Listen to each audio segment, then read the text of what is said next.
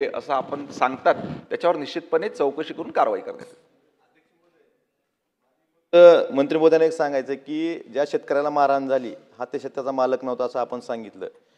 तो मालक गणेश शेरकर नावाचा शेतकरी होता आणि त्याच्यासोबत त्याचा नातेवाईक वाशीचा भारतीय जनता पार्टीचा नगरसेवक होता. जर 100 पोलीस येत असतील त्यांनी नातेवाईकाला बोलवायचं नाही का?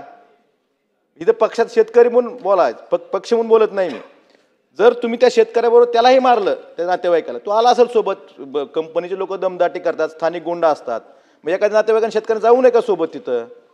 त्यालाही मारहाण झाली. आणि अध्यक्ष महोदय माझी एवढीच विनंती आहे की शेतकऱ्यांना आता तुम्ही सांगितलं की दस्ताच्या बाबतीत आपण चौकशी करतो म्हणजे 12 तारखेला अर्ज दिलेला आहे. पोलीस अजून किती दिवस चौकशी करणार? म्हणजे आपण ज्या अधिकाऱ्यांनी कुठेही पोलीस स्टेशनला गेल्यावर एखादा जर दस्त दिला, माझी ही सही नाही, हा खोटं ॲफिडेविट आहे माझं जोडलेलं दस्ताला, तर गुन्हा दाखल करायला काय अडचण होती? आणि जे कंपनीची मस्ती किती आहे बा कंपनीच्या लोकांची, कुणा जीवावर करतात मस्ती? गुंडांच्याच ना. जर शेतकरी गायब होतो, तो स्पष्ट म्हणतो की जो शेतकरी जास्त विरोध करतो तो शेतकरी गायब होतो. एवढी हिंमत जर महाराष्ट्रात होत असेल तर पोलीस विभाग काय करतंय? त्यामुळं याकडे तुम्ही फक्त चौकशीपुरतं बघू नये असं अध्यक्ष महोदय मला म्हणायचंय. जे संबंधित अधिकारी आहेत त्या येरमाळा वाशी दोन्ही पोलीस स्टेशनचे प्रभारी आणि त्या विभागाची उपविभागीय पोलीस अधिकारी यांच्यावर कारवाई झालीच पाहिजे आणि याची घोषणा आपण करावी अशी माझी विनंती आहे.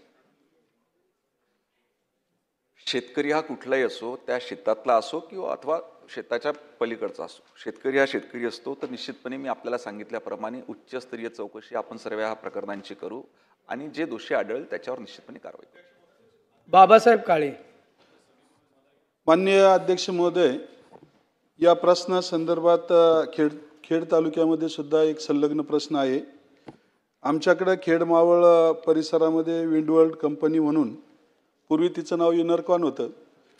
त्यावेळेस त्यांनी मोठ्या प्रमाणामध्ये जंगल तोडकोली इको सेन्सिटिव्ह झोन असताना सुद्धा त्या ठिकाणी मोठ्या प्रमाणामध्ये उत्खनन केलं. त्या ठिकाणी कामकाज पवनचक्क्याचं चालू आहे.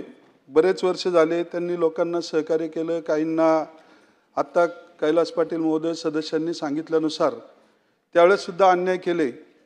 परंतु आजची परिस्थिती अशी आहे की ती कंपनी पूर्वीचे यांनी सांगितल्यानुसार ज्या स्थानिकांना हाताशी धरलं, सत्ताधाऱ्यांना हाताशी धरलं, प्रशासनाला आणि पोलीस प्रशासनाला सुद्धा हाताशी धरून आजही त्या ठिकाणी मोठ्या प्रमाणामध्ये ही कंपनी दांडगाई करत आहे. त्या ठिकाणचे जे वाहतूकदार आहेत, स्थानिकांना त्या ठिकाणी काम देण्याऐवजी इतर त्यांच्या जवळचे जे क्रिमिनल टचमध्ये असणाऱ्या लोकांची बाबासाहेब प्रश्न विचारा. नाही हेच सांगतो ना. तर त्या ठिकाणी कुडे, वांद्रा, आंबू, शिवे, वाघाव, खरपूड या ठिकाणच्या लोकांना जे सिक्युरिटीमध्ये आहेत त्यांनाही अन्याय होतोय. त्यांनाही वेळेत 8 ते 10 हजार पगारावर त्या ठिकाणी फसवलं जाते. मला मंत्री महोदयांना विनंती एवढंच करायचं आहे की या विंडवर्ल्ड कंपनीची सुद्धा चौकशी होऊन त्या ठिकाणी आजही या ठिकाणी इको सेन्सिटिव्ह झोन असताना मोठ्या प्रमाणामध्ये ही कंपनी मशिनरी लावून लेवलिंग करणे, कामकाज करणे, रस्ते करणे अशी त्यांची कामं चालू आहे. मी त्या विभागाचा आमदार असताना सुद्धा 2-3 वेळा आढावा बैठकी घेण्याचा प्रयत्न केला, समजून सांगण्याचा प्रयत्न केला, परंतु ही लोक ऐकत नाही आहेत. मग कैलास पाटील साहेबांनी सांगितल्यानुसार ही नक्की कुणाच्या जीवावर एवढं उन्मत्त ही लोक झालेली आहेत. स्थानिकांना त्या ठिकाणी काम मिळावं, त्यांनी त्यांचं काम सरळपणे करावं अशी एवढी माझी मागणी आहे आणि त्यांच्या पाठीमागे असणाऱ्या शक्तीचा या ठिकाणी शहानिशा व्हावी एवढी मंत्री महोदयांकडून माझी अपेक्षा आहे. सन्माननीय सदस्यांनी उपस्थित केलेल्या प्रकरणाची विस्तृत माहिती घेतल्या जाईल आणि उचित कारवाई करण्यात येईल. अमित देशमुख. अध्यक्ष महोदय, अतिशय गंभीर बाबीकडे सन्माननीय विधानसभा सदस्य कैलास पाटलांनी आपलं लक्ष वेधलं आहे. नुकतंच सन्माननीय विधानसभा सदस्य सुनील शेळके यांनी स्वतःच्या सुरक्षिततेच्या बाबतीमध्ये या ठिकाणी मुद्दा मांडला आणि धाराशिव जिल्ह्यातल्या शेतकऱ्याच्या सुरक्षिततेच्या बाबतीमध्ये सुद्धा आता सन्माननीय सदस्य कैलास पाटलांनी या ठिकाणी मुद्दा मांडला. महाराष्ट्रामध्ये कायदा आणि सुव्यवस्था याची काय अवस्था झालेली आहे यातून अध्यक्ष महोदय आपल्याला लक्षात येतं. विधानसभा सदस्य सुरक्षित नाही आहे, सामान्य शेतकरी सुरक्षित नाही आहे. शेतकऱ्याच्या शेतामध्येच त्याच्याच उसानं त्याला मारहाण होते. शेतकऱ्याला पोलीस ठाण्यामध्ये डांबून त्याच्या शेतामध्ये गुंड पाठवून काही उद्योजक त्या ठिकाणी आपलं काम करू पाहत आहे. आणि किसन कथोरे यांनी सुद्धा या ठिकाणी या संदर्भामध्ये मुद्दा मांडलेला आहे. अध्यक्ष महोदय, सन्माननीय राज्यमंत्री योगेश कदमजी या ठिकाणी आहेत आणि मंत्री महोदय उत्तर देत आहेत. मंत्री महोदय, आपल्याला एक 2-3 प्रश्न आहेत माझे. कैलाश पाटलांनी या संदर्भामध्ये त्या कंपनीचं नाव सभागृहापुढं तुम्ही का नाही ठेवत?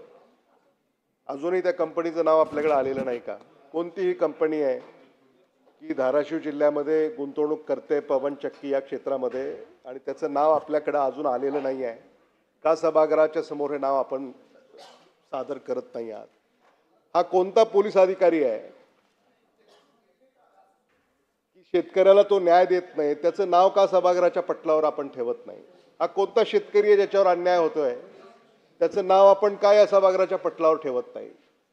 आणि कैलाश पाटील यांनी सांगितलं की किती काळ आपण ही चौकशी करणार आहात. आणि म्हणून मंत्री महोदय, आपल्याला अध्यक्ष महोदय, आपल्या माध्यमातून मंत्री महोदयांना माझा हा सरळ आणि साधा प्रश्न आहे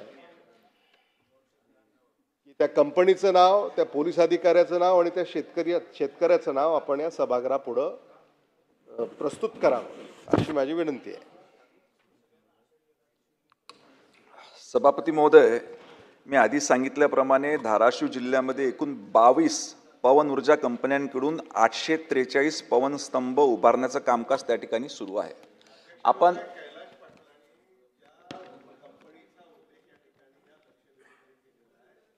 कंपनीचं नाव सभागृहाच्या समोर मंत्री महोदय आपण इथं ते मांडावं. म्हणजे तुम्हाला कंपनीचं नाव माहिती नाही आहे. त्यांनी पटलावर मला असं ठेवण्यात माहिती वाटतं पटलावर अध्यक्ष महोदय, हे दुर्दैवी आहे. या महाराष्ट्रामध्ये शेतकऱ्याची पिळवणूक होते, अडवणूक होते, त्याला मारहाण होते आणि ज्यांच्याकडनं हे सगळं होत आहे त्या कंपनीचं नाव सरकारला माहिती नाही आहे, अधिकाऱ्याचं नाव माहिती नाही आहे, शेतकऱ्याचं नाव माहिती नाही आहे. मला असं वाटतं की महाराष्ट्र जर या दिशेनं चालला असेल अध्यक्ष महोदय, तर महाराष्ट्रामध्ये शेतकरी आणि सामान्य माणूस याला कसं जगावं हा प्रश्न पडला आहे. ही शोकांतिका आहे. अमित भैया, आम्ही सोबतच होतो. 2014 पासून ह्या राज्यात कसं सरकार चालू आहे आणि 2014च्या आधी कसं चालू होतं हे आपल्या सर्वांना त्या ठिकाणी माहिती आहे. त्याच्यामुळे आता कायदा व सुव्यवस्था कशी आहे याच्यावर प्रश्नचिन्ह उपस्थित करू नये. दुसरा विषय, ज्या अधिकाऱ्याचं ते नाव सांगत आहे,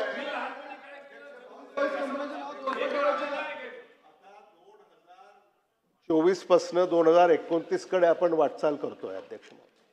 आणि आता 2029 पर्यंत आपल्याला 15 वर्ष पूर्ण होतील. त्यामुळे आता हे जुने राग कशासाठी तुम्ही गाण्याचा प्रयत्न करताय? आता साधा प्रश्न आहे, त्या कंपनीचं नाव काय ते सांगा, त्या अधिकाऱ्याचं नाव काय ते सांगा, त्या शेतकऱ्याचं नाव काय ते सांगा. अध्यक्ष महोदय, अधिकाऱ्यांचं नाव तक्रार सन्मान्य सदस्य महोदयांचे, त्यांनी अधिकाऱ्यांचं नाव आता दिलेलं नाही या सभागृहामध्ये. त्यांनी नाव दिल्यानंतर, कारण अशा पद्धतीची तक्रार आमच्याकडे आलेली नाही, त्याची संपूर्ण चौकशी करण्यात येईल आणि त्या अधिकाऱ्यावर कारवाई करण्यात येईल.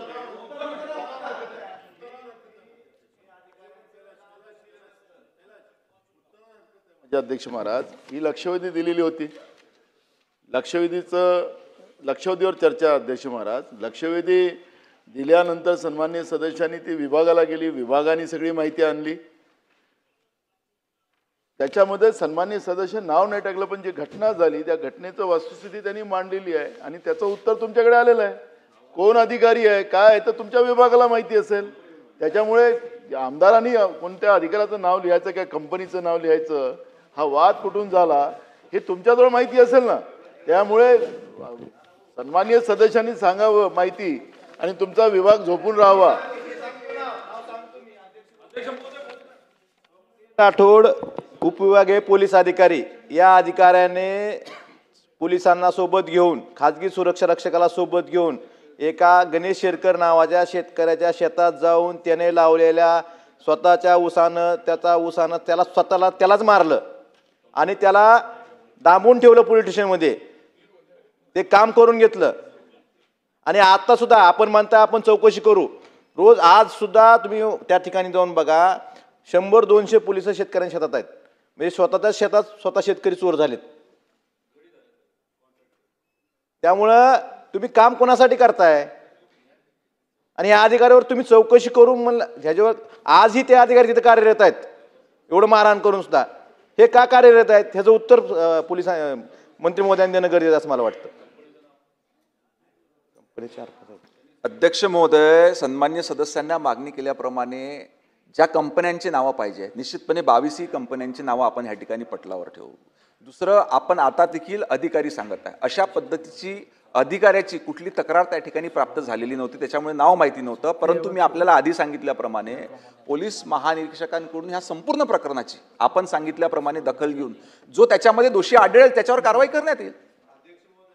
एवढीच विनंती आहे, ज्या अधिकाऱ्याची तुम्ही पोलीस महानिरीक्षकांमध्ये चौकशी करणार आहेत, ही चौकशी पूर्ण होईपर्यंत त्या अधिकाऱ्यांना तिथं काम करायचं मज्जाव करण्यात यावं, त्यांची बदली करण्यात यावी. हे तर तुम्ही आश्वासन द्या ना. आजही काम करतात ते, आजही उचित निर्णय घेण्यात येईल.